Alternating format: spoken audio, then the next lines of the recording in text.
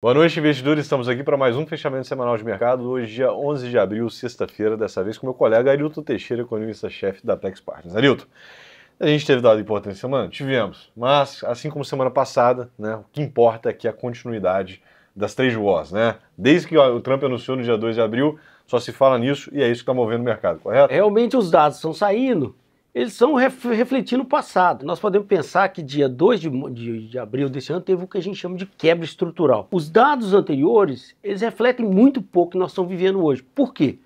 Foi quebrado o mercado, o mundo inteiro tinha uma confiança muito grande nas instituições americanas. E o que o Trump fez, né, foi quebrar essa confiança. Então o mundo está vivendo isso, uma das consequências. Vamos lá para falar sobre as guerras tarifárias. Ele introduziu as tarifas, os mercados despencaram, a moeda americana se desvalorizou contra todas as fortes e, obviamente, valorizou contra as moedas emergentes como a nossa, né? Tem que lembrar isso. Quando tem um choque dessa magnitude, o mercado mundial ele tem que realocar os ativos, os investimentos, e os países emergentes eles perdem, eles tiram dinheiro aqui porque tem muito risco e vão para outro. Países que têm fundamentos fiscais ou macroeconômicos ruins igual o Brasil, perdem mais ainda. Mas esse era o mundo. Então tá lá. Na quarta-feira, quando a bolsa de novo caiu, ele faz um anúncio, que é revogar as próprias tarifas que ele tinha colocado uma semana antes. É um bom sinal, mostra que ele entendeu que as tarifas poderiam gerar uma recessão sem igual, como poucas vezes tivemos visto aí, particularmente vindo de um choque americano. Mas a saída foi ruim. Que em vez de ele falar, olha, tá todo mundo negociando, então eu vou suspender e vou taxar os países que não avançarem. O que ele fez? Ele suspendeu por 90 dias. Em síntese, ainda está lá no horizonte um risco aí. Com isso que nós temos visto o quê? Bom, as bolsas se recuperaram, mas nós temos dois elementos que são interessantes. Os títulos públicos americanos abriram, o retorno deles, tá? A curva de juros americana abriu, e o dólar se desvalorizando. Em geral, nesses momentos de risco, nós teríamos alguma coisa ao contrário. Por quê? Porque todo mundo corre para os Estados Unidos. Muito se debateu aqui, inclusive nós, né? Quais as fontes dessa mudança, né? A ideia é simples, gente, é assim, ó. Quando o mundo está em risco, todos os investidores correm para os Estados Unidos. Eles precisam comprar dólar e título público americano. Os dois se valorizam. Não está acontecendo isso nesse momento contra as moedas fortes. A discussão é o que está acontecendo. A resposta, talvez a mais simples de todas que nós já discutimos hoje aqui, nossa equipe aqui, foi o quê?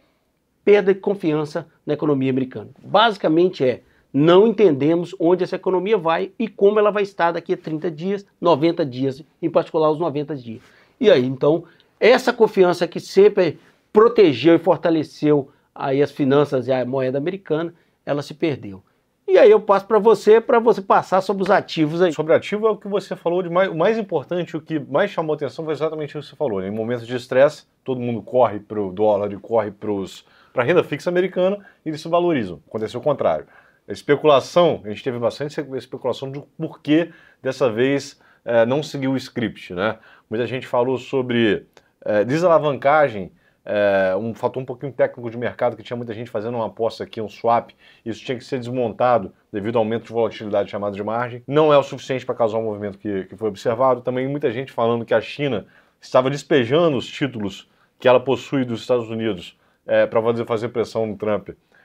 Isso não tem como ser comprovado, mas aparentemente também não é isso. E isso, na verdade, a gente só vai descobrir mais à frente, né? Mas o fato é que o juro americano ele subiu 0,6% essa semana, saindo ali do patamar de 3,9% para o patamar de 4,5%. É uma alta, se tratando dos Estados Unidos, em uma semana, muitíssimo relevante. E no outra mão, o DXY, que é o dólar contra todas as outras moedas, uma cesta de moedas fortes no mundo, o DXY caiu 3%. Tá fechando aqui na casa dos 100, tá? O indicador. Ele chegou abaixo de negociar um pouco abaixo de 100, num patamar que a gente não via já fazia um tempo, já cerca de 3 anos. Agora, as bolsas americanas tá uma volatilidade gigante, tá? Fecharam a semana num campo positivo, tá? Entretanto, com a volatilidade enorme. Olha só para vocês entenderem o tamanho da volatilidade, o S&P entre o ponto mínimo e o ponto máximo da semana variou 13,5%. A Nasdaq, entre o ponto mínimo e o ponto máximo, variou 18%. Isso aqui, gente, é uma criação e destruição de valor gigante. Mas eles fecharam um campo positivo aí depois, principalmente depois do anúncio do Trump sobre a postergação na implementação das tarifas, então eles fecharam o campo positivo, o S&P no caso 5,5% e o Nasdaq na casa 12,5%. Quase que a gente teve acionamento de circuit breaker, tá? Que é quando a bolsa para de negociar. Quando cai muito, exatamente. Eles param para as pessoas respirarem, pensarem e depois voltam. Quase chegamos a isso essa semana. Só para vocês terem uma ideia, o circuit breaker, a última vez que foi acionada foi durante a pandemia, em março e abril de 2020. Bom, e aqui no Brasil a gente teve dado também, mas acabou negociando na toada lá de fora, né? Podemos só o lembrar. IPCA rapidamente. Né? Vamos falar, o IPCA ele veio também preocupante, veio alto, embora dentro do esperado veio alto. Alimentação, transporte, né, saúde, cuidado pessoal, despesas pessoais, todos os itens bem elevados. Seria isso preocupante? No mundo pré-tarifa, sim. Mas desde 2 de abril, os preços das commodities caíram bastante, em particular o preço de petróleo, que é fundamental, uma energia, né, um elemento, um produto que gera energia, e a queda dele, se for repassado para os preços, ele pode fazer o quê? Reduzir essa inflação. E aí nós temos que esperar mais dados para ver como vai ser a próxima reunião do Copom. Mas no momento, né, com as quedas das commodities, isso pode arrefecer, mas o IPCA veio alto. Tá? O número é elevado e preocupante. No momento de risk-off do mercado, a gente acabou que não performou, quando a gente fala de juros, né, performou mal. A curva teve uma leve abertura, subiu 20 bips, o juros está negociando aí na casa dos 14,5% sobre todos os vencimentos. Quando a gente vai para a Bolsa, a gente teve uma semana que saiu quase no 0 a 0, a Bolsa subiu 0,8, mas com um destaque aqui, que a Petrobras, devido a essa queda acentuada do petróleo, a Petrobras está fechando a semana aí com 6,5% de queda. E ela, sendo a principal empresa do índice, né, carrega essa bolsa para baixo. Tem uma coisa que talvez nós devemos, você falou sobre juros, esqueci aqui, deixa eu voltar aqui, que saíram as contas públicas de fevereiro. Nós já discutimos aqui algumas semanas atrás o orçamento, as contas vieram com déficit acima do esperado. Tá? O problema todo nosso é o seguinte, o orçamento desse ano, a LOA, né, a Lei Orçamentária Anual, foi aprovado com muitas críticas aí por parte do mercado, porque tem muita receita que foi incorporado no orçamento e que não foi aprovado pelo Congresso. O volume disso é muito grande, então o orçamento, do jeito como está, ele é uma peça de ficção no momento.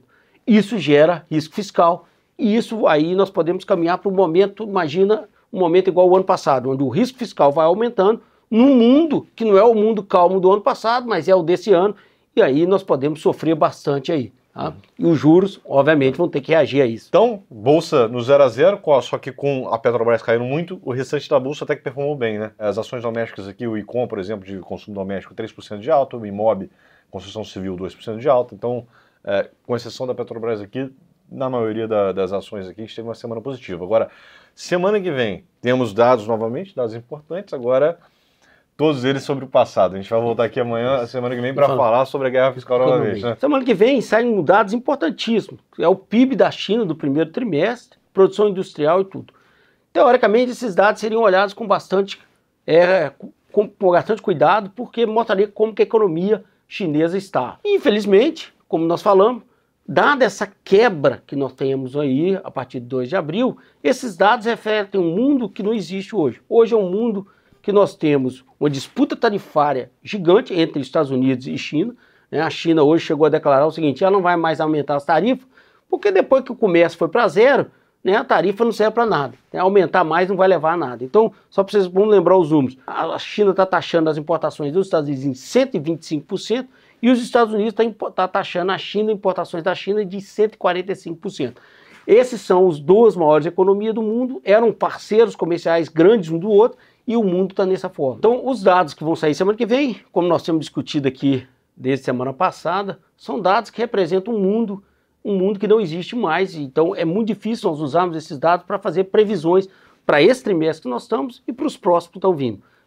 O mundo que existia foi um mundo criado em cima da confiança nas instituições americanas, né, no respeito, na estabilidade das normas americanas, e isso foi quebrado. Como é que o mundo vai sair disso? Nós vamos ter que acompanhar, mas os dados que vão sair nesse momento, eles têm muito pouco a nos dizer sobre o futuro.